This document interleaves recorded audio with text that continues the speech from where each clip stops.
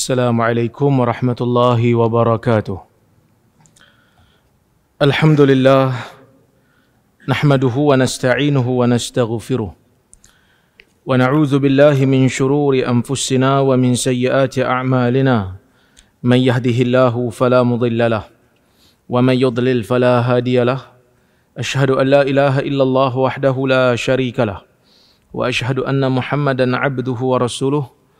Allahumma salli wa sallim ala Muhammad wa ala alihi wa sahbihi ajma'in. Ya ayyuhalladzina amanu taqullaha haqqa tuqatih wa la tamutunna illa wa antum muslimun. Ya ayyuhan nasu taqu rabbakumul ladzi khalaqakum min nafsin wahidah wa khalaqa minha zawjaha wa batha minhuma rijalan katsiran wa nisaa'a wattaqullaha alladzi tasaaluna bihi wal arham innallaha kana 'alaikum raqiba.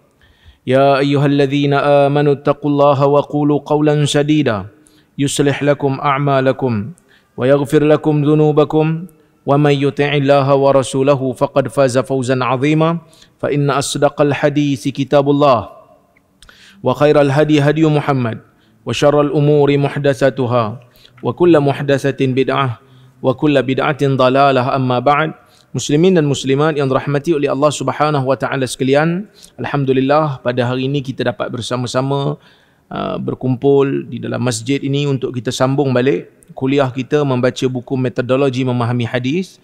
Kita berada pada bab yang ke-8, membicarakan tentang memahami hadis berdasarkan makna metafora, yang mana dalam kuliah yang lepas kita telah pun membicarakan berkenaan dengan majaz mursal, iaitu kata pinjaman. Kata pinjaman tentang Nabi SAW menyebut tentang sesuatu perkara, tetapi yang dimaksudkan ialah sesuatu yang akan datang, bukan pada waktu tersebut. Nabi sebut satu perkataan pada waktu tu, tapi Nabi maksudkan, Nabi sebut satu perkataan, Nabi bukan maksudkan perkataan tu, tapi benda tu yang Nabi maksudkan tu boleh membawa kepada perkataan yang Nabi sebut tu. Faham? Laqinu mautakum la ilaha illallah. Ajar mayat kamu la ilaha illallah. Bukan mayat, orang yang nak jadi mayat. Nabi sebut mayat. Kalau mayat dah tak payah ajar lah. Sebab mayat mana boleh bercakap lah kan. Ya, seperti mana saya sebut dalam kuliah yang lepas. Ada satu lagi hadis yang saya tak ingat nak sebut pada kuliah yang lepas. Contohlah, iaitu hadis ganjaran salab bagi tentera Islam yang membunuh kafir harbi. Nabi SAW menyebutkan dalam hadis riwayat Imam Al-Bukhari, man qatala qatilan lahu alaihi bayyinah falahu salabuh. Sesiapa yang membunuh orang mati, sesiapa yang membunuh orang yang dibunuh, maka dia mendapat buktikan yang dia tu bunuh orang tu, maka dia mendapat salab. Apa itu salab? Salab ni apa saja kelengkapan yang ada pada badan dia jadi milik mujahidin yang membunuh dia. Cuma para ulama ada bahas panjang lah bab ni. Ni arahan agama ke ataupun arahan Nabi SAW sebagai pemimpin? Sebab bila Nabi bagi satu arahan, boleh difahami arahan tu sebagai fatwa daripada seorang mufti. Boleh difahami ia arahan agama, boleh difahami dia arahan nasihat, irsyad, boleh juga difahami sebagai arahan pemerintah, boleh juga difahami sebagai arahan mahkamah, sebab Nabi pun hakim juga. Al-Imamul Qarafi ada bahas panjang tentang benda ni. Macam mana nak letakkan, macam mana kita nak bezakan yang ni arahan apa, yang ni arahan apa, yang ni arahan apa. Kita kena meneliti hadis yang banyak dalam masalah ni baru kita boleh dapat keputusan. Sebahagian ulama kata arahan Nabi SAW ni dia bukan arahan agama. Sebaliknya ia adalah arahan pentadbiran. Nabi nak memberikan galakan kepada mujahidin supaya bersemangat di medan perang. Jangan takut. Kerana kalau kamu berjaya untuk tewaskan mana-mana orang kafir harbi, kamu tewaskan kafir harbi dalam medan peperangan, sesiapa yang kamu bunuh dalam medan peperangan, apa yang ada di badannya milik kamu. Ada yang kata tak, ni arahan agama kena bagi. Khilaf di kalangan para ulama dalam masalah ni. Maka saya tak mau bahas panjang lah. Sebab sekarang ni yang nak terlibat dalam medan perang bukan kita semua. Yang nak terlibat dalam medan perang kalau kat negara kita ni tentera lah, dan dia orang ada camp dia orang. Kalau kita masuk perang belum apa-apa, kalah dulu kita. Bukan kita reti pun kan. Okey? Itu yang apa? Datuk Mufti selalu sebut tu kan. Apa dia kata? Orang jahat ni kan, orang yang suka seluduk perang masuk, kalau polis kata berhenti, dia tak berhenti. Kalau polis nak tangkap, polis kata berhenti, dia tak berhenti. Tapi kalau custom kata berhenti, dia berhenti. Kalau tak berhenti, aku tembak. Kalau custom suruh berhenti, dia berhenti. Kalau polis suruh berhenti, dia tak berhenti. Tanya pasal apa? Sebab kalau polis ni dia selalu ada latihan menembak. Kalau dia aim kaki, kena kaki. Dia kata kalau custom aim kaki kena kepala, kena berhenti. Kan? Okey. Maka Nabi SAW sebut dalam hadis ni, man qatala qatilan, sesiapa yang membunuh qatil. Qatil ialah orang yang dibunuh. Bila Nabi SAW sebut siapa yang bunuh orang yang dibunuh, sekarang ni cuba cerita betul-betul. Orang tu dah mati ke belum? Orang tu belum mati lah, sebab tu Nabi suruh bunuh. Kan? Ini bila kita bincang hadis-hadis macam ni, dia jadi macam sensitif sikit. Sebab apa? Nampak macam pengganas kan? Saya nak bagi tahu terang-terang. Hadis ni waktu perang. Kita lawan dengan kafir harbi. Sebab tu jangan guna istilah kafir harbi ni suka-suka.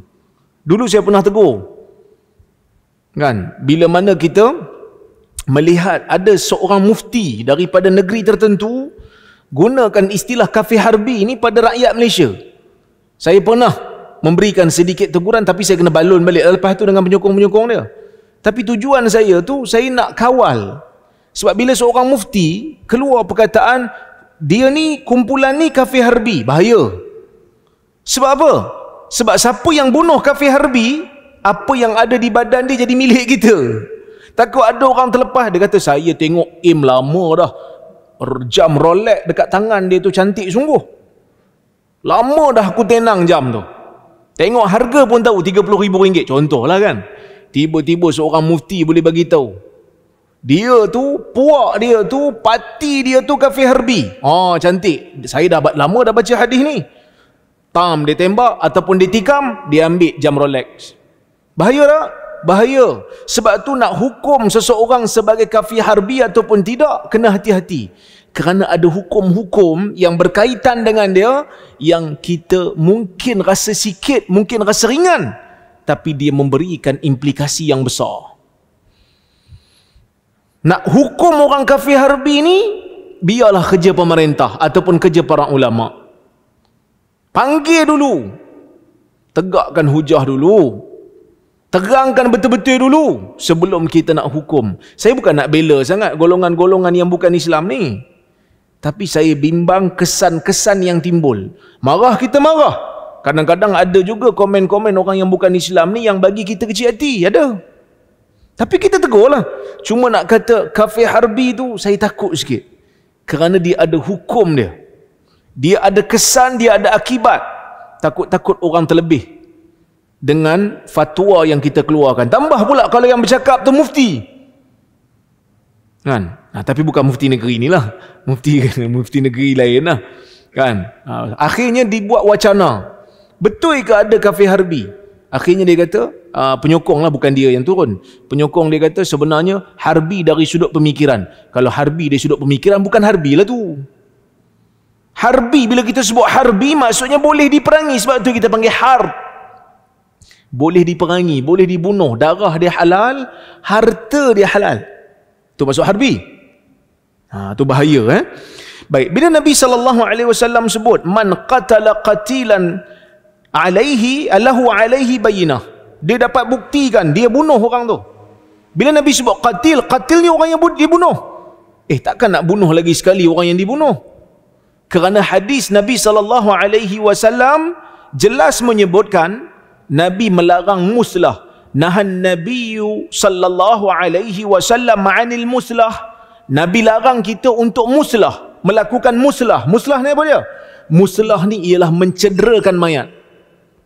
Tak boleh cederakan mayat. Mayat dah mati.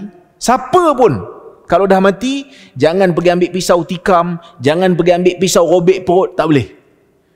Geram macam mana pun dia dah mati, pergi tanam kalau dia bukan Islam. Kalau dia Muslim, uruskan.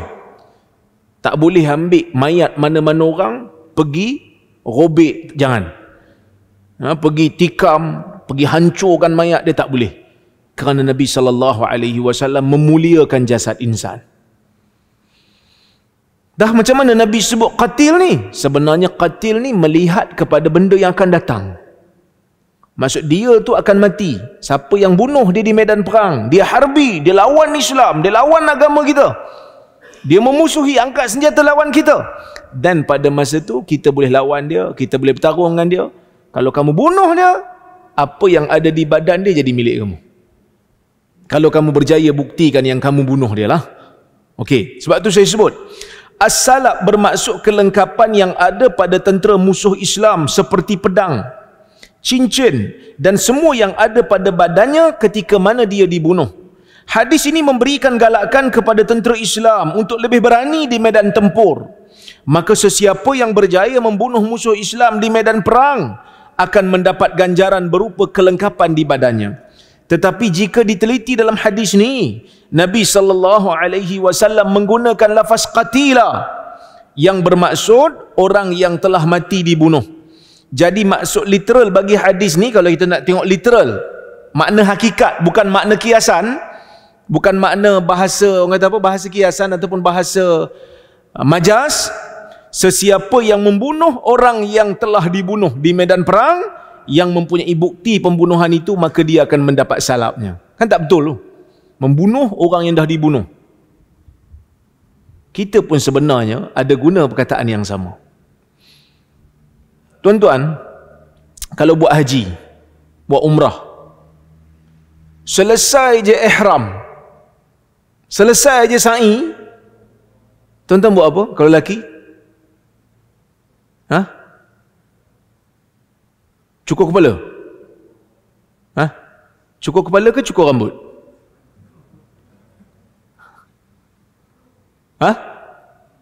Cukur rambut kan? Kepala ada lagi, mana ada kita cukur? Kan kita guna perkataan tu. Okey. Terdapat sedikit kemuskilan terhadap makna literal hadis ini, kerana bagaimana mungkin orang yang telah dibunuh boleh dibunuh lagi? Bagaimana mungkin orang yang telah dibunuh boleh kekal menyertai peperangan? Maka hadis ini mesti difahami secara majas, iaitu yang dimaksudkan oleh Nabi SAW ialah tentera musuh Islam yang masih hidup dan akan menjadi mayat setelah dibunuh di medan perang. Maka penyebutan lafaz qatilan ialah melihat kepada perkara yang akan datang kepada musuh yang akan dibunuh. Sebab itu Al-Imam Zurqani mengatakan, awqa'al qatila 'alal maqtul bi'tibari ma ala ilaih. Nabi SAW meletakkan lafaz qatil ke atas orang yang dibunuh dengan mengambil kira apa yang bakal berlaku. Mengambil kira apa yang bakal berlaku. Okey. Yang kedua, al-alaqah al-makaniyah. Ni saya sebut tadi ni. Cukur rambut ke cukur kepala? Sebenarnya cukur rambut. Alaqah makaniyah, hubungan tempat. Yang disebut tu tempat. Yang dimaksudkan sesuatu yang berada di tempat tu. Kita cukur rambut, kita sebut cukur kepala. Kenapa kita sebut cukur kepala? Kerana rambut berada di kepala. Kita menyebut tempat, tapi yang dicukur benda yang ada di tempat tu. Okey, contoh. Al-alaqah al-makaniyah ialah kaitan tempat. Kaitan di bahagian kaitan tempat ni, silap, betul kan tu ayat tu? Kaitan tempat terbahagi kepada dua bahagian. Berikut penjelasannya. Yang pertama, al-haliyah. Al-haliyah ialah apabila penutur menyebutkan sesuatu yang berada di satu tempat tapi dimaksudkan tempat, bukan dimaksudkan benda tu. Dia sebut benda yang berada di tempat tu, tapi dia maksudkan tempat. Contoh, hadis petanda kiamat. Nabi SAW bersabda dalam sebuah hadis riwayat Anas. Anas kata, "Inni la uhaddithannakum hadisan sami'tuhu min Rasulillah sallallahu alaihi wasallam la yuhaddithuhu ahadun ghairi. Inna min asyrati sa'ah ay yurfa'al ilm wa yadhharal jahl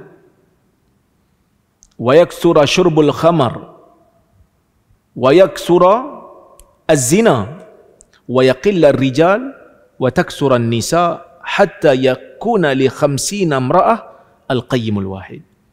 Anas kata, aku akan sebutkan kepada kamu, aku akan bacakan kepada kamu satu hadis yang aku dengar daripada Nabi sallallahu alaihi wasallam, yang mana tidak ada di zaman ini orang yang dah dengar daripada Nabi SAW. Maksudnya Anas sebut kepada tabi'in. Anas di antara sahabat yang muda yang lewat meninggal. Waktu dia nak baca hadis ni kepada anak murid dia, tak ada dah lagi di tempat itu sahabat yang dengar hadis itu daripada Nabi SAW.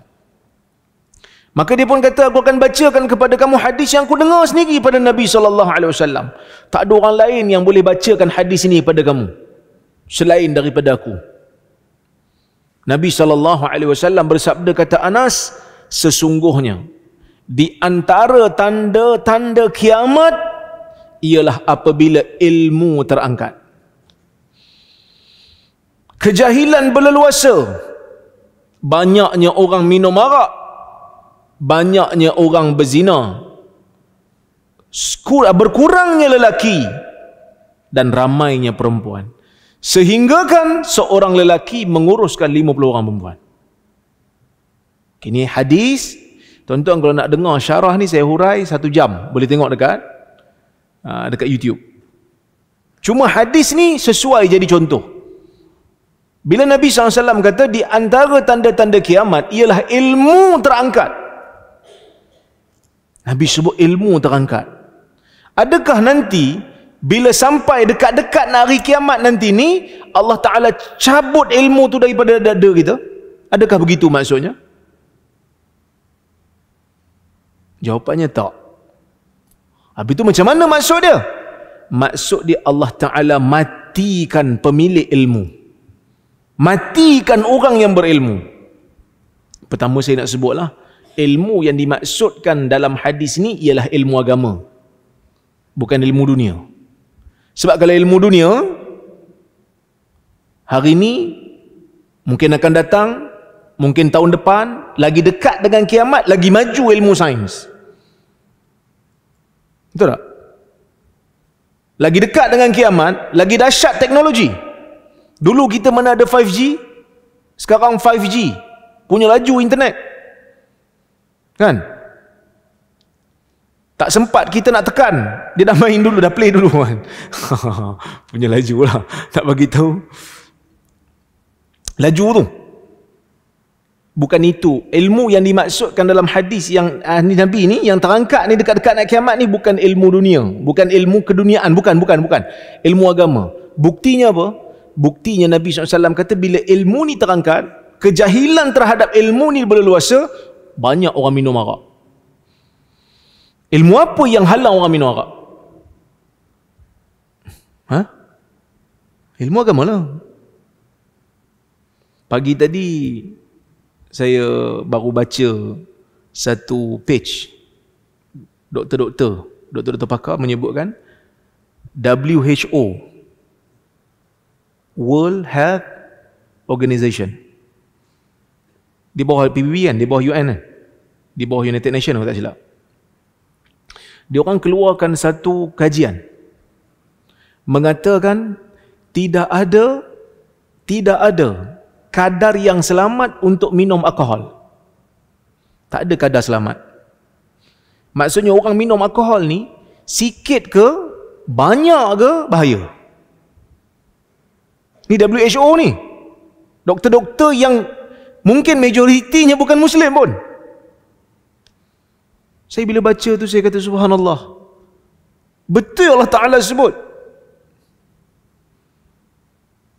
yang mana ia memudaratkan. Bahkan Nabi SAW sebutkan dalam hadis Ummul Khaba'ith kan, seburuk-buruk ibu segala penyakit dan kerosakan.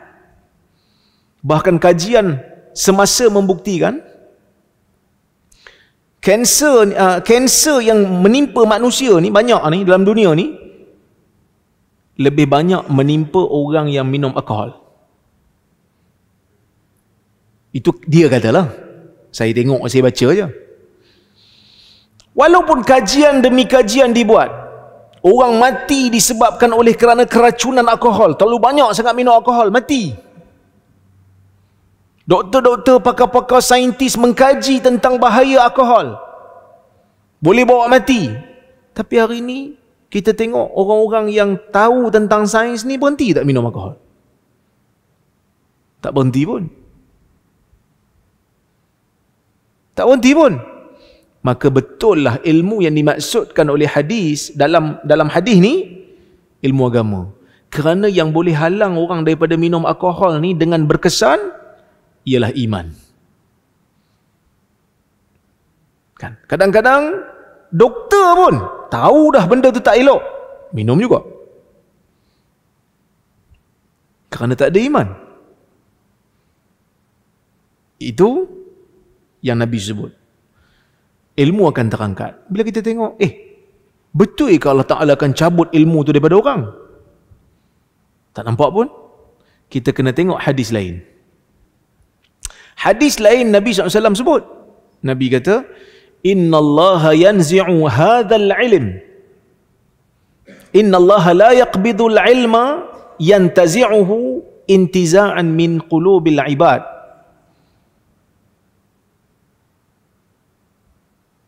Walakin inna Allah la yanzi'ul ilma intiza'an yantazi'uhu minal ibad atau min qulubil ibad, walakin yanzi'uhu biqabdil ulama hatta idza lam yubqi 'aliman ittakhadha an-nasu ru'usan juhala fasu'ilu fa'aftau bighairi ilmin fadallu wa adallu.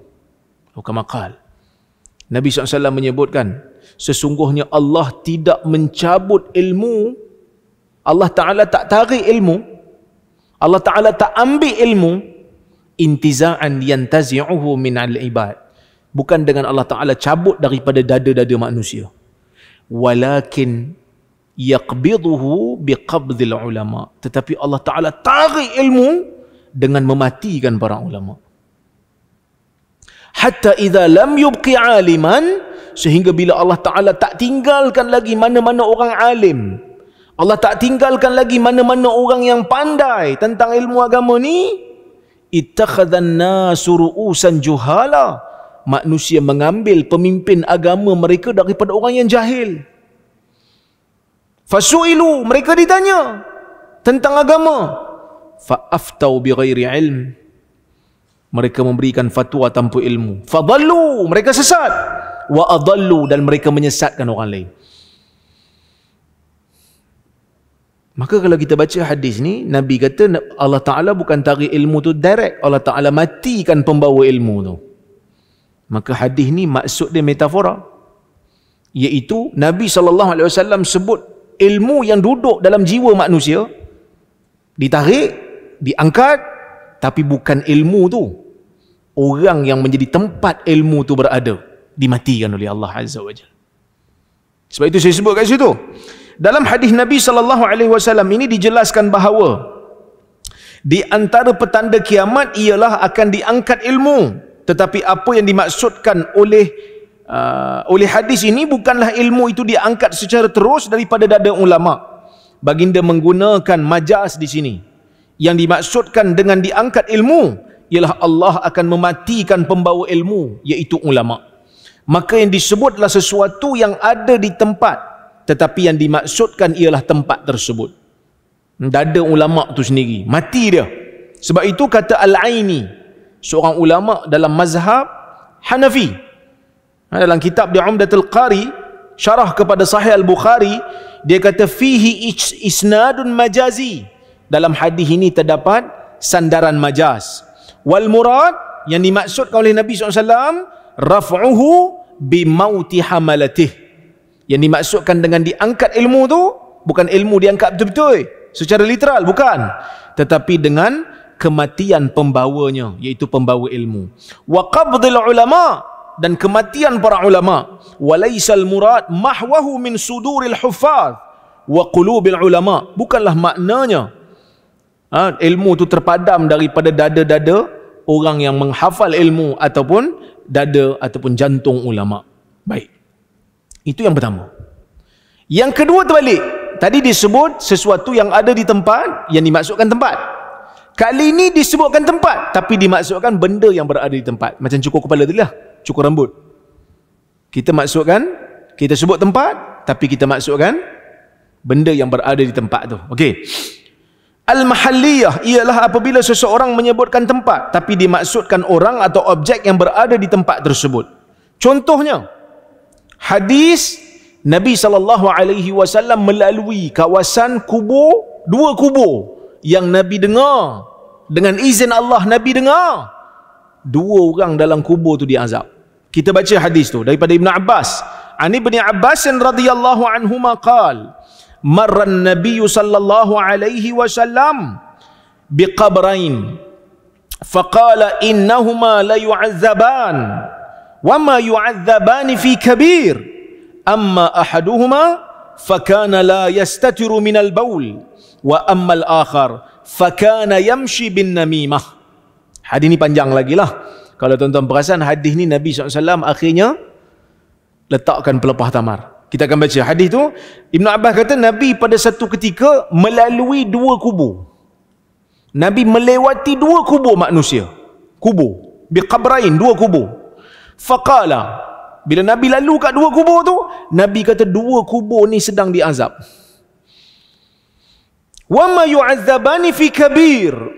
2 yang diazab ni bukan diazab sebab dosa besar. Bukan sebab dosa besar pun Nabi kata. Yang mana Nabi kata salah seorang daripadanya, salah satu daripadanya la yastatiru minal baul.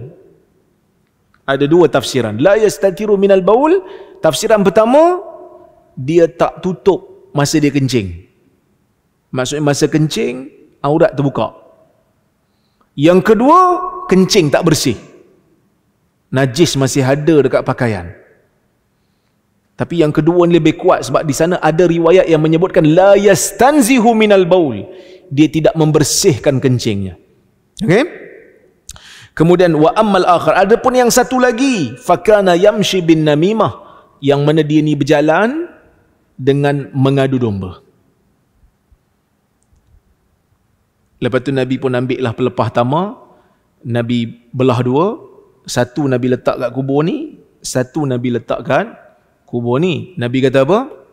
Innahuma la yukhaffaf anhumal adab madama ratibain, ataupun ma lam yaibisa, atau kama qala, kedua-dua kubur ni akan diringankan azab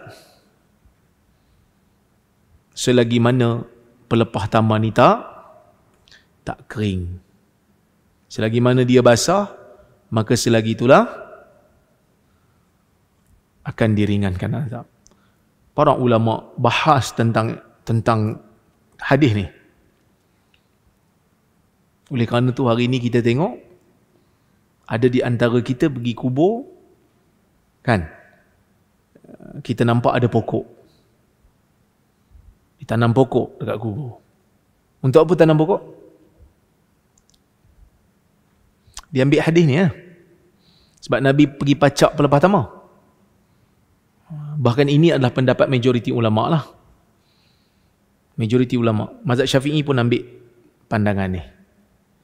Tapi di sana ada pendapat minoriti. Pendapat minoriti ulama yang menyebabkan, majoriti ulama yang kata pokok, bila Nabi letak pokok tu, bila Nabi letak pelepah tu, Nabi kata akan diringankan azab selagi mana tak kering, kerana zikir pokok tu. Kerana pokok tu berzikir, itu majoriti ulama sebut. Tapi minoriti ulama dia kata tak. Bukan sebab tu. Bukan sebab zikir. Sebab tangan Nabi SAW. Sebab dalam hadis riwayat Muslim disebut clear. Nabi kata bi syafaati ayyuraffah. Dengan syafaat aku akan diringankan azab. Ini adalah sebahagian daripada riwayat. Hadis ni disebut demikian. Jadi ada dua pandangan lah. Sebab kalau sebab pokok tu berzikir menyebabkan azab jadi ringan, pokok basah dengan pokok kering berzikir tak? Pokok basah berzikir, pokok kering berzikir tak?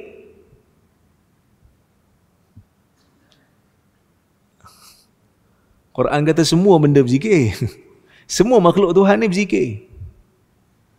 Jadi pokok kering pun kira berzikirlah juga. Kan? Sepatutnya lah. Sepatutnya yang kering pun berzikirlah juga.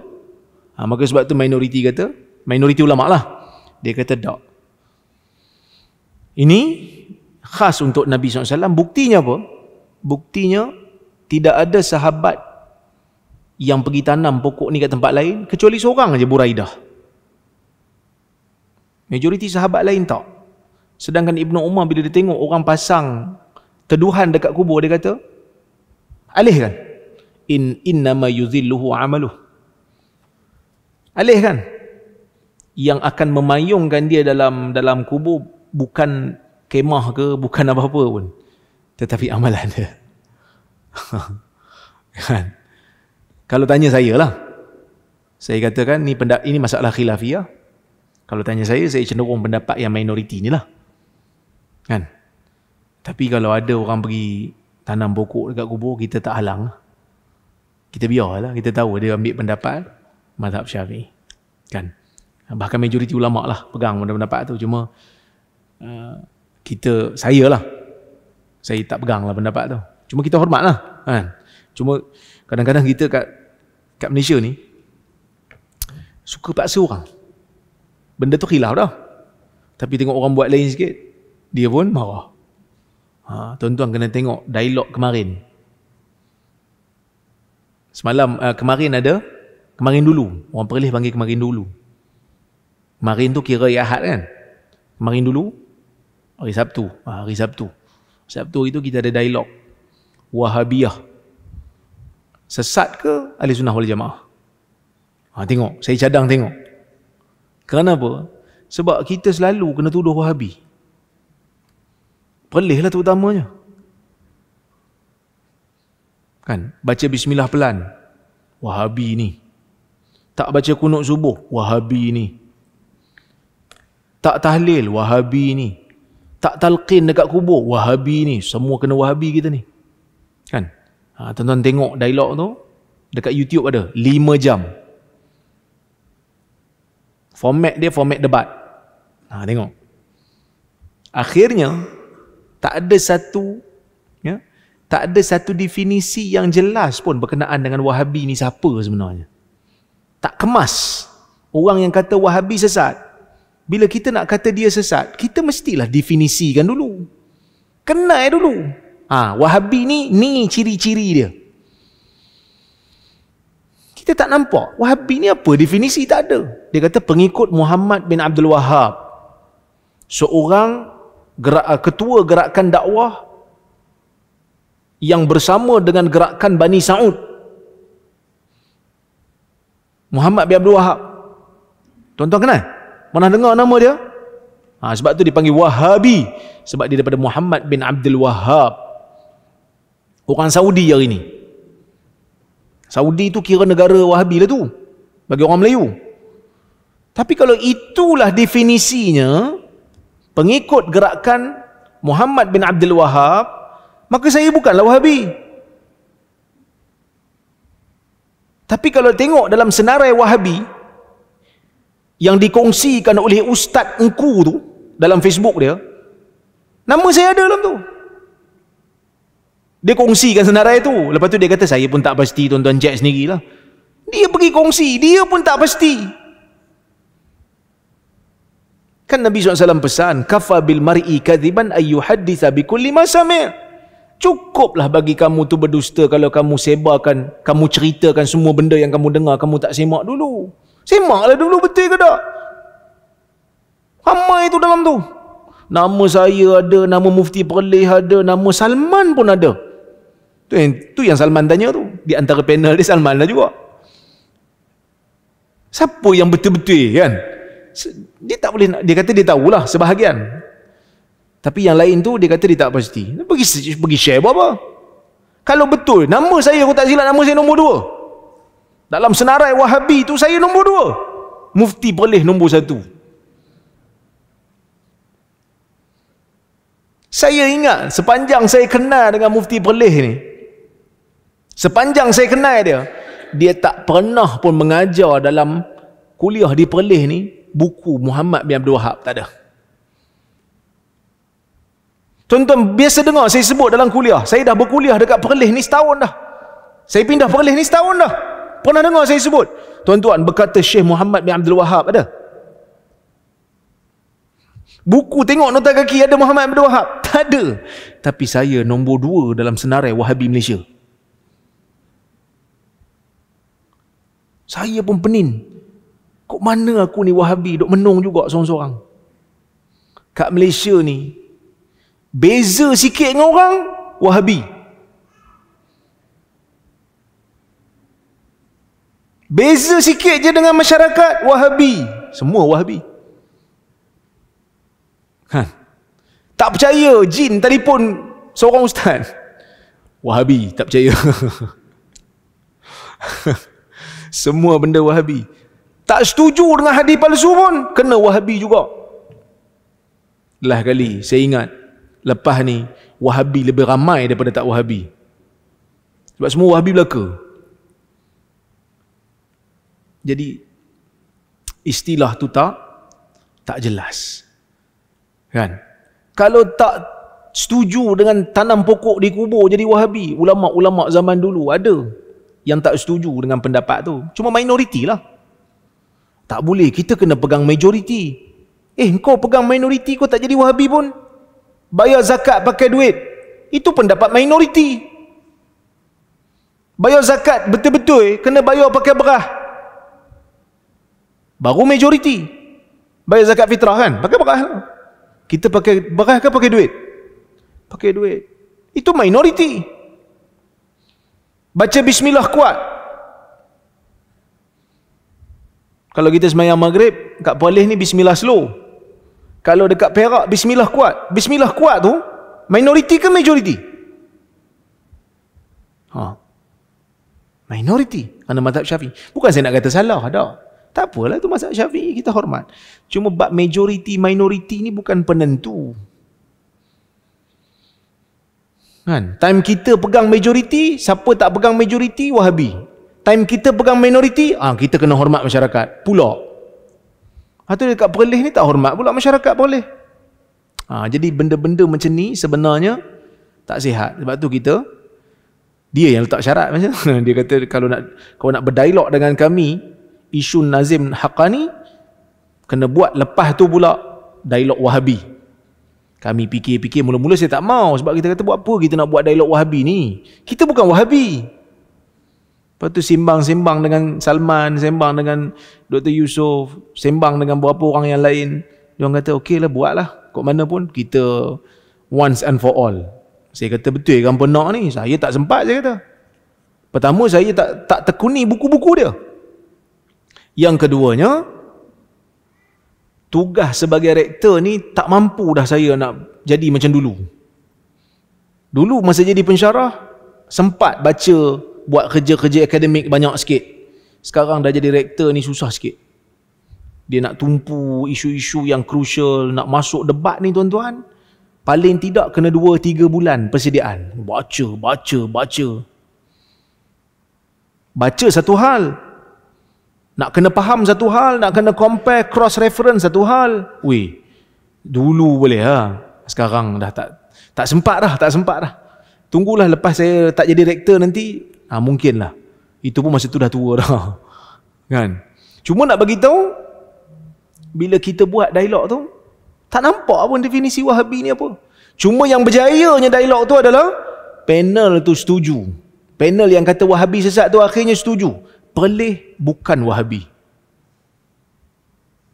Itu kita kena terima kasih banyak-banyak tau. Sebab bila kita tanya dia, Perlis Wahabi, tuanku Raja Perlis kata Perlis bukan Wahabi. Setuju ke tidak? Setuju. Okey, itu je kami nak dengar. Maksud kami bukanlah. Kan? Kami bukan Wahabi. Jadi kalau tak dekat Perlis memang tak tanam lah kan. Pokok-pokok talqin pun kita tak buat. Kerana kita ambil pendapat yang kata talqin ni tak ada. Yang ada cuma kalau nak buat pun sekadar bagi peringatan je di kubur. Tapi kalau ada orang nak buat, kita taklah marah. Tak marah. Khilaf di kalangan para ulama. Khilaf. Orang berbeza pendapat. Ulama dulu beza pendapat. Kita tak payah nak gaduh-gaduh. Kan? Cuma belajar je.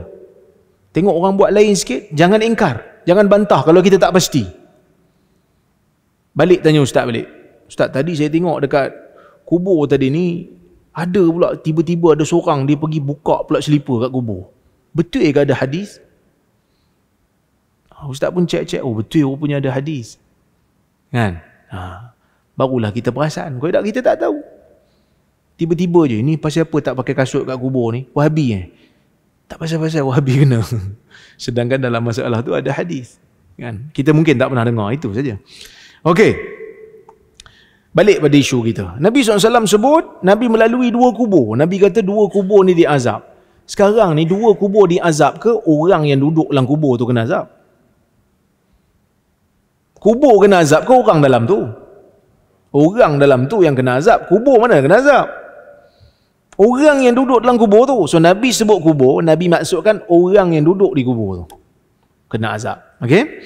Baik, sebab itu saya sebut di situ. Dalam hadis ini Nabi SAW menjelaskan bahawa 2 kubur, ya, 2 kubur diseksa kerana 2 dosa yang berasingan. Dalam hadis ini juga diceritakan bahawa Nabi SAW meletakkan pelepah tamar dengan doa supaya kedua-duanya akan diringankan azab. Persoalannya, adakah yang diazab itu kubur ataupun orang yang berada dalam kubur tu? Jika dilihat daripada zahir lafaz hadis Nabi SAW menyebutkan kubur.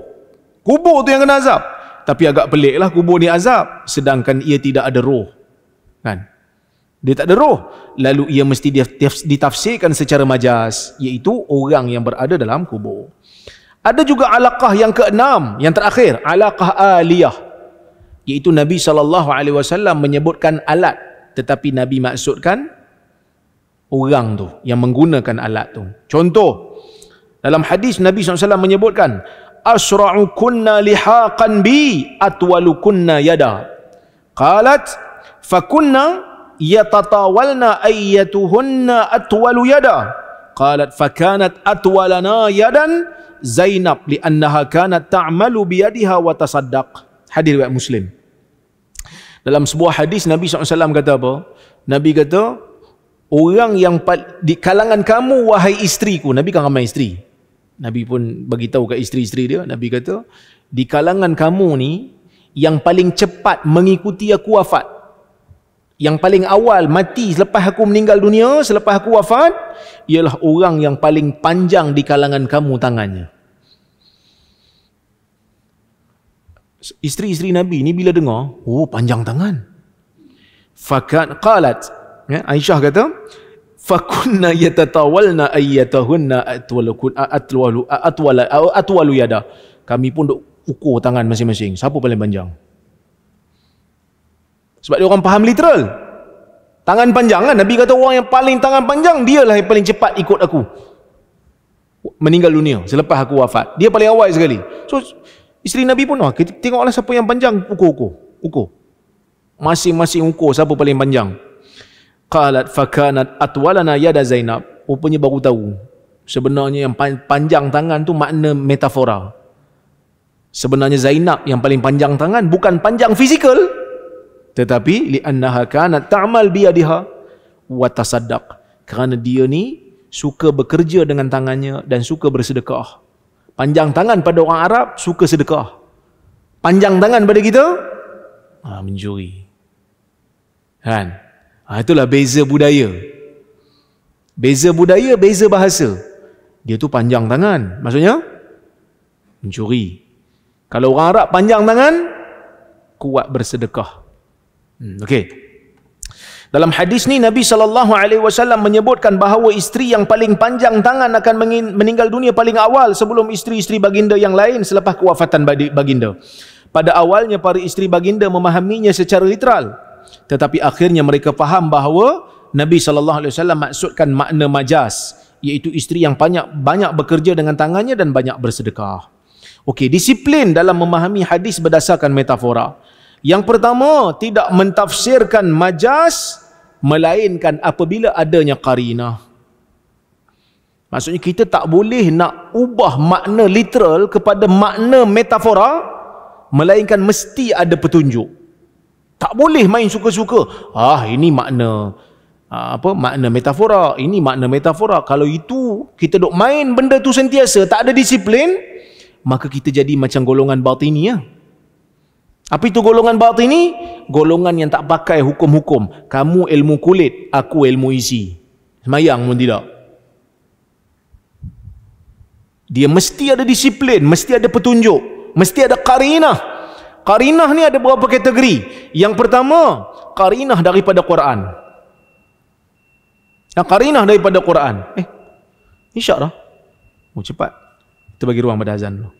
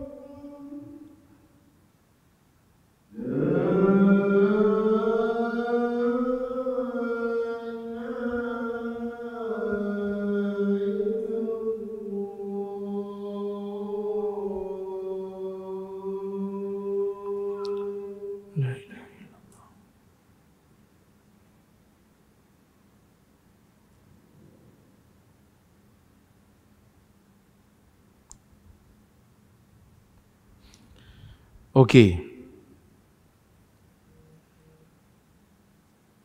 Kita sambung sikit lagi. Ni ada soalan banyak orang ni. Okay, kita tengoklah mana yang sempat sebab saya lepas ni saya nak bermusafir jauh. ke Kuala Lumpur. Jadi mungkin tak sempat nak jawab soalan banyak. Baik. Sambung sikit lagi. Qarinah daripada Quran, petunjuk daripada Quran. Dalam hadis Nabi SAW meriwayatkan daripada Allah Azza wa Jalla, hadis qudsi. Allah Ta'ala kata, qasamtu salah baini wa baina abdi nisfain wa li abdi masal. Hadis ni panjang. Aku membahagikan salat di antara aku dan juga hamba-ku kepada dua bahagian. Dan bagi hamba-ku itu apa yang dia minta. Lepas tu hadis ni Allah Ta'ala sebut tentang Fatihah. Tapi Allah Ta'ala kata aku bahagikan salat. Kan? Aku bahagikan salat. Tapi yang disebut di situ Fatihah. Ni kuliah minggu lepas. Disebutkan salat tapi dimaksudkan Fatihah. Maksud disebut semua tapi dimaksudkan sebahagian. Itu yang paling penting sekali. Okey. Apa qarinahnya? Tengok. Hadis ini adalah hadis qudsi yang menceritakan tentang kepentingan Fatihah dalam salat. Yang mana Allah Ta'ala menjawab setiap ayat daripada Fatihah yang dibaca oleh seorang Muslim dalam salat dia. Ini saya dah hurai dah dalam kuliah yang lepas ya. Tetapi jika diteliti dalam hadis ini, Allah Ta'ala menyebutkan bahawa salat dibahagi dua bahagian. Sedangkan keseluruhan hadis menyebut tentang Fatihah. Sedangkan dalam Quran disebut bahawa salat tu mengandungi sujud dan rukuk, juga bukan hanya Fatihah. Maka ini menunjukkan bahawa salat tu terdiri daripada rukun-rukun lain lagi selain Fatihah. Maka dapatlah difahami berdasarkan kepada ayat Quran bahawa hadis ini mengandungi majaz. Hadis ini sebut salat, tapi dimaksud Fatihah. Cuma bukan Fatihah saja salat tu. Ada lain lagi, ada rukuk, ada sujud. Tapi disebutkan di sini salat dengan makna Fatihah. Quran menyatakan salat tu bukan hanya semata-mata Fatihah. Ya, sebab itu disebutkan oleh Syekh Musa Shahin Lashin, dia kata fafil kalami majazun mursal min itlaqil kul wa iradatul juzu. Dalam kalam Nabi ni, dalam kalam hadis qudsi ni terdapat majaz mursal, disebutkan semua tapi dimaksudkan satu juzuk. Disebut salat tapi dimaksudkan satu juzuk, iaitu Fatihah. Kadang-kadang qarinah ni datang daripada hadis. Contohnya Nabi SAW dalam hadis disebutkan oleh Abdullah bin Malik bin Buhainah, dia kata anna Nabi SAW idza shalla farraja baina yadayhi hatta yabdu bayadu ibtayhi. Nabi SAW kata Abdullah, apabila salat Nabi akan renggangkan sedikit di antara kedua tangannya sehingga terlihat dua ketiak, putih ketiak Nabi SAW. Waktu salat ni Nabi renggang ketiak ke? Ke waktu sujud je? Waktu sujud je. Sebab ada hadis lain yang sebut waktu Nabi salat berdiri, Nabi tak renggangkan ketiak. Waktu rukuk Nabi tak renggangkan ketiak. Nabi buat macam biasa je lah. Kan? Waktu duduk antara dua sujud, Nabi tak renggangkan ketiak. Itu bila? Waktu sujud sahaja. So hadis lain menjadi qarinah, menjadi bukti, petunjuk. Ini bukan makna literal. Ini maknanya disebutkan salat tapi dimaksudkan sebahagian, iaitu hanya waktu sujud. Kadang-kadang qarinah daripada akal. Akal kata tak mungkin ni maksud literal. Macam hadis tadi ya. Bila Nabi SAW lalu dua kubur, Nabi kata dua kubur ni diazab. Kita kata macam mana dua kubur diazab? Dia bukan ada akal, dia bukan ada roh. Macam mana dia rasa sakit? Kita kata dah, maksud sebenar ni maksud metafora, sebenarnya orang yang berada dalam kubur tersebut. Ya. Dan qarinah daripada realiti.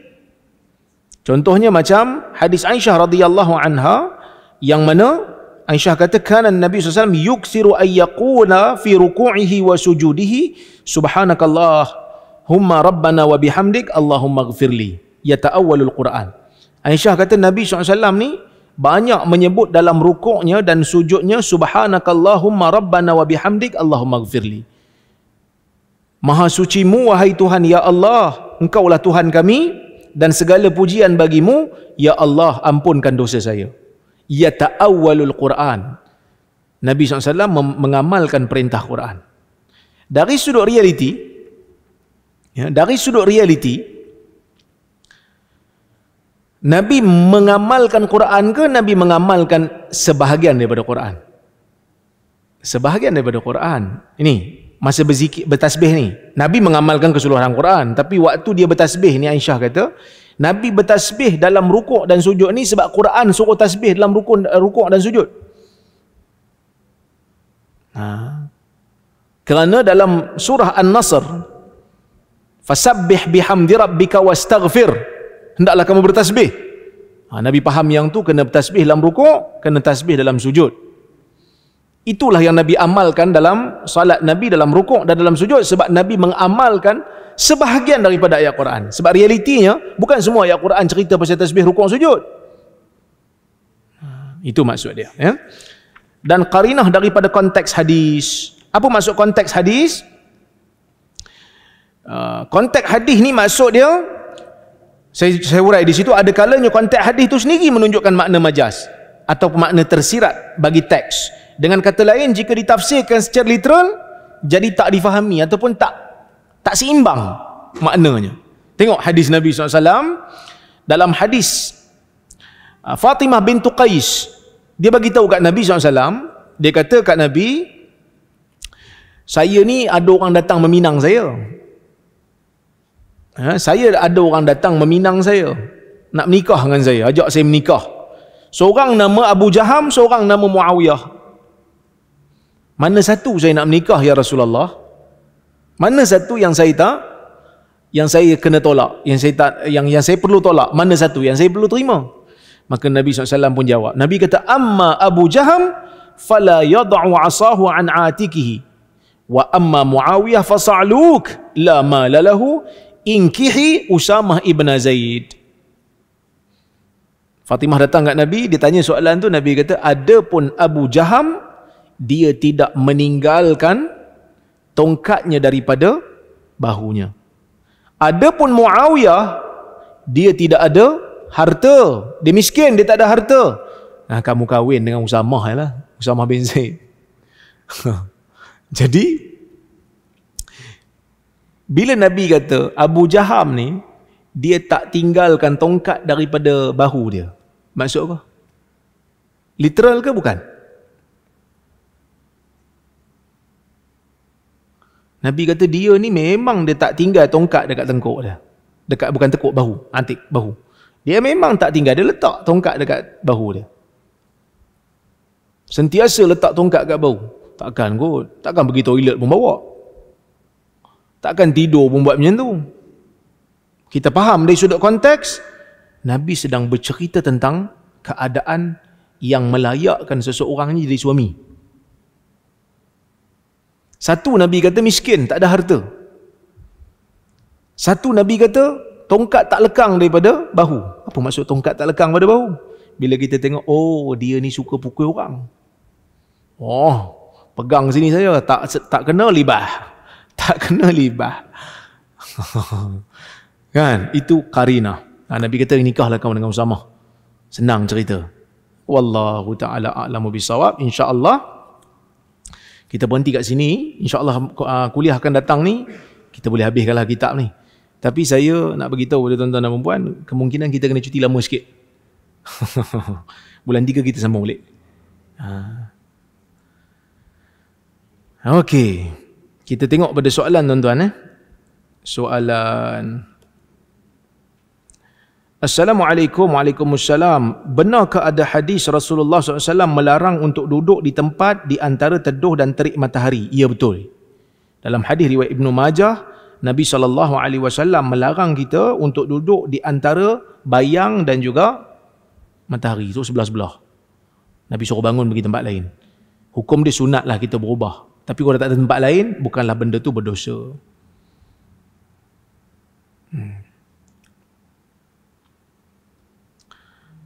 Okey.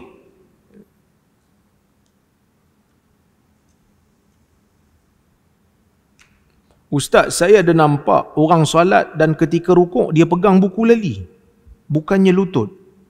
Adakah ada pendapat ulama dalam perbuatan demikian? Pegang buku lali? Ini rukuk ke gimnastik? Tuan-tuan boleh pegang buku lali waktu rukuk? Dalam hadis Nabi SAW pegang lutut. Bukan pegang betih, bukan pegang buku lali. Pegang lutut. Tapi pegang lutut pun hati-hati. Pegang lutut sendiri, jangan pegang lutut orang. Dia kata yang penting saya pegang lutut juga. Pegang lutut orang sebelah. Orang sebelah pun pening. Saya nak letak kat mana, orang dah pegang lutut saya. Tak, pegang lutut sendiri. Tak terlalu terangkat kepala dan tidak terlalu terlalu rendah. Itu disebutkan oleh sahabat Nabi sallallahu alaihi wasallam. Wa kana baina dzalika, kata Aisyah, di antara terlalu tinggi dan di antara terlalu rendah. Ya, pegang lutut dan direnggangkan jari waktu pegang tu. Itu disebut dalam hadis Nabi sallallahu alaihi wasallam. Okey. Oh, ini panjang soalan ni. Ustaz, engkau mengatakan fatwa Perlis benarkan untuk menggugurkan anak zina dalam perut hasil hubungan luar nikah. Benarkah demikian? Ni hari Sabtu hari tu soalan ni. Mungkin ada orang salah faham saya nak hurai sikit lah. Pertama sekali tuan-tuan, saya tak setuju soalan tersebut ditanya. Dia macam ni, saya nak bagi tuan-tuan faham dulu. Masa majlis tu berlangsung, kita buka sesi soal jawab. 5 soalan, siapa nak tanya panel pertama, boleh tanya. 5 soalan, siapa nak tanya panel kedua, boleh tanya. Sebab dia, dialog tu ada 3 orang. Panel pertama, Salman. Panel kedua, Ustaz Engku dan juga Hidayat, Kiai Hidayat daripada Indonesia. So 2 orang ni samalah. Dia orang dua-dua ni kata Wahabi sesat. Yang Ustaz Salman kata Wahabi tak sesat. So dia orang ni pun bertarung idea lah. Yang ni bagi dalil, yang ni bagi bukti, lepas tu ada soal jawab, yang ni soal, yang ni semua masa cukup, masa sama semua. Jadi bila kita buka sesi soal jawab, orang bertanya lah. 5 soalan kepada Salman, 5 soalan kepada panel yang kedua, Ustaz Engku dan juga Kiai Hidayat. Jadi soalan yang keberapa saya tak ingat, tapi ada orang yang lain tu soalan semua okey, semua ada kaitan dengan dialog. Tiba-tiba ada satu soalan, dia tanya, macam mana soalan dia saya tak ingat, tapi soalan dia lebih kurang, apa hukum gugurkan kandungan disebabkan zina? Kerana nak menutup malu ke macam mana? Kerana nak menjaga maruah, macam tu lebih kurang dari sudut pemahaman lah. Saya tak hafal dia punya wording, tapi saya faham maknanya tu. Dan saya tak tahu apa yang berlaku, saya tak tahu apa background, saya tak tahu kenapa dia tanya soalan tu. Saya pun pelik dengar soalan tu. Saya kata, kenapa dia tanya soalan ni? Macam tak ada kaitan. Jadi alhamdulillah, moderator bila dengar soalan tu, dia terus potong. Dia kata soalan ni tak ada kaitan dengan tajuk. Tapi moderator bagi ruang jugalah. Macam mana Ustaz Engku nak jawab ke tidak? Dia kata dia nak jawab. Ustaz Engku nak jawab. Sebab soalan tu diberi pada dia. Dia kata saya nak tanya Ustaz Engku direct. So dia kata dia nak jawab. Dalam jawapan dia tu, dia sebutlah fatwa-fatwa dan disentuh fatwa Negeri Perlis. Yang disentuh fatwa Negeri Perlis dan juga fatwa Negeri Sembilan kalau tak silap. Jadi bila disebut soalan berkenaan dengan anak zina digugurkan disebabkan nak tutup malu, tiba-tiba bila dinukil fatwa Perlis untuk membenarkan pengguguran, mungkin ada orang salah faham. Orang ingat fatwa Perlis benarkan gugur anak zina. Sebenarnya tak betul. Kalau ada yang faham macam tu, pemahaman tu salah. Tuan-tuan cari fatwa Perlis, tak ada fatwa Negeri Perlis yang membenarkan gugur anak zina sebab malu, tak ada. Fatwa Perlis bincang bab lain. Cuma mungkin orang salah faham disebabkan oleh kerana soalan dengan jawapan tu orang ingat macam selari. Tapi sebenarnya yang ni cerita pasal hukum gugurkan kandungan, yang ni cerita pasal soalan spesifik, hukum gugurkan janin disebabkan tutup malu. Yang ni pula jawab umum. Hukum gugur janin sebelum ditiupkan roh. Petik fatwa Perlis, petik fatwa Negeri Sembilan. Ada ulama yang kata boleh. Memang ada ulama kata boleh. Sebelum ditiupkan roh, memang ada ulama kata boleh. Tapi bukan sebab zina, bukan sebab nak tutup malu. Ia isu lain. Kerana dalam isu ni banyak pendapat. Dalam satu mazhab pun ada banyak. Ada yang kata boleh, ada yang kata tak boleh. Ada yang kata lepas 40 hari tak boleh. Ada yang kata sebelum 40 hari pun tak boleh. Ada yang kata bila dah terjadi aja benih tu lekat aja kat rahim dah tak boleh dah. Macam-macam pendapat dah ada. Cuma apa fatwa negeri Perlis? Fatwa negeri Perlis ialah, sekejap saya Google kejap. Saya pun tak ingat dia punya wording, takut saya salah baca.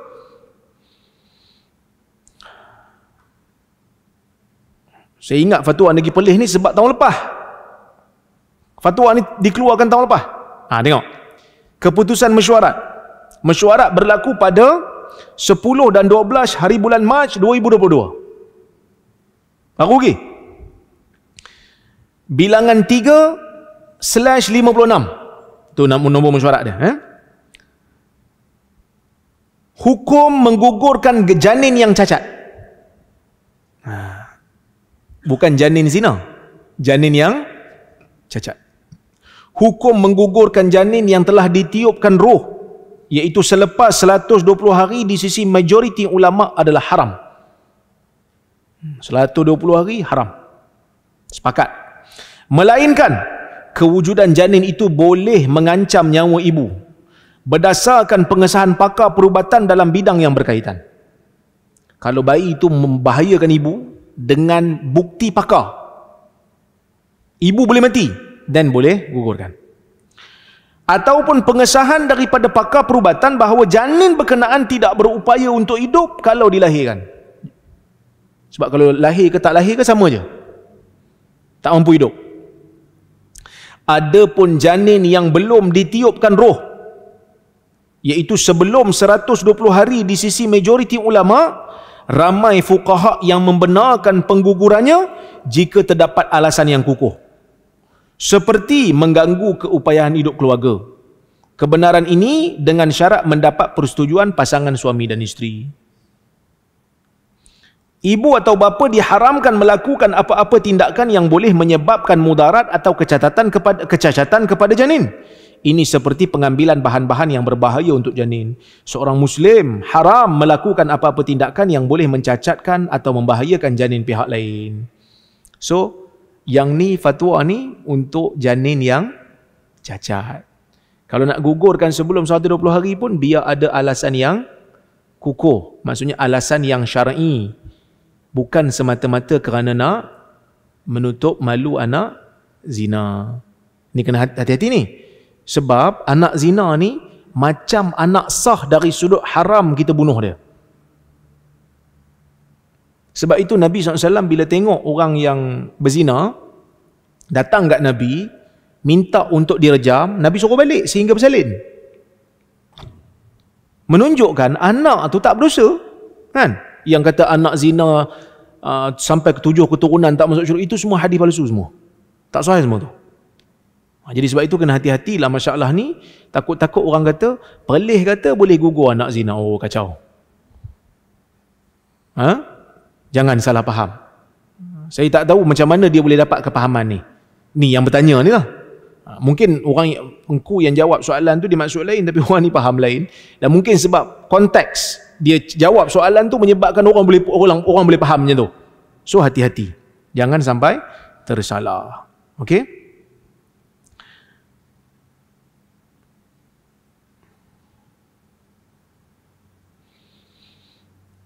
Ini tanya soalan. Saya dah jawab tadi. Saya ada soalan, dia kata, adakah amalan mencucuk pokok di atas pusara dikira amalan sunnah?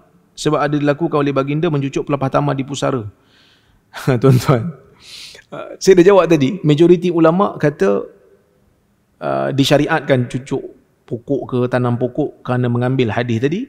Minoriti ulama tidak bersetuju. Dia kata ini khas untuk Nabi SAW. Saya memilih pendapat minoriti itu. Khas untuk Nabi SAW. Ya, kerana Nabi tak buat di kubur lain. Hanya kubur tu saja. Dan sahabat majoriti tak buat kecuali seorang, Buraidah. Kalau tak silap saya, Buraidah, dia saja yang lakukan. Cuma kita tak bantah lah kalau ada orang nak buat. Soalan kedua saya, mohon Ustaz beri maksud apakah yang dimaksudkan dengan sunnah Nabi SAW. Sunnah Nabi ni benda yang sabit daripada Nabi SAW. Sunnah ni luah. Dari sudut akidahnya, kita ikut sunnah. Sebab tu kita ni ahli sunnah. Dari sudut ibadahnya ikut sunnah. Dari sudut akhlaknya ikut sunnah. So sunnah ni besar, luah. Apa saja yang sabit daripada Nabi SAW, sama ada larangan ataupun arahan ataupun cadangan, semuanya itu sunnah. Bahkan termasuk dalam sunnah benda-benda yang Nabi buat walaupun Nabi tak arah kita buat. Juga termasuk dalam sunnah. Contohnya Nabi SAW suka makan apa, walaupun Nabi tak suruh kita makan benda tu. Ada makanan Nabi suruh makan. Macam Nabi suruh makan tamar ajwah, 7 biji pagi makan. Nabi suruh, sunnah. Kadang-kadang Nabi tak suruh, tapi Nabi suka makan. Kan? Contohnya Nabi suka makan benda yang manis, macam madu Nabi suka. So kita pun sunnah. Kalau kita paksa diri kita makan benda tu, suka kerana Nabi buat, kita dapat pahala atas niat tu. Walaupun Nabi tak suruh pada asalnya. Wallahu ta'ala alam. Banyak lagi soalan ni, saya tak sempat. InsyaAllah kita sambung bulan 3 nanti. Jika ada kesempatan, jika ada umur yang panjang, kita sambung bulan 3 nantilah insyaAllah. InsyaAllah minggu depan pula. Kuliah akan datang sekali lagi, buku ni boleh habis. Kita akan sambung dengan buku asal kuliah saya sebelum saya baca buku ni. Iaitulah Al-Adab Al-Mufrad karya Al-Imam Al-Bukhari. Yang tu kuliah tu ringan sikit. Sebab baca hadis berkenaan dengan adab. Baca hadis berkaitan dengan akhlak. Dia tak pening macam ni. Yang ni pening, tuan-tuan masuk tajuk baru, geling kepala lagi sekali. Masuk tajuk baru, geling kepala lagi sekali. Tapi paling tidak kita tahulah. Walaupun kadang-kadang mungkin tak ingat. Tapi at least kita dapat gambaran. Macam mana ulama' zaman dulu nak faham sesebuah hadis ni, dia punya proses tu 9 step, satu-satu bab kena tengok. Kan? Begitu susah dan begitu sukarnya hadis nak diamalkan, nak difahami dan nak diamalkan. Tiba-tiba hari ni kan kita dah ada hadis, dah difahami dengan baik oleh para ulama, dah dirumuskan. Amat malanglah kalau kita tak nak ikut, kalau kita tak nak buat. Sedangkan kita kata kita ni ahli sunnah wal jamaah. Okey, itu je lah lebih kurang daripada saya. Saya mohon maaf terkasar bahasa tersilap kata. Terima kasih banyak kepada yang hadir. Terima kasih pada Global Ihsan yang menganjurkan kuliah ni secara dalam talian. Kita jumpa lagi insya-Allah di lain masa. Aqulu qawli hadza wa astaghfirullahal azim li wa lakum. Wassalamualaikum warahmatullahi wabarakatuh.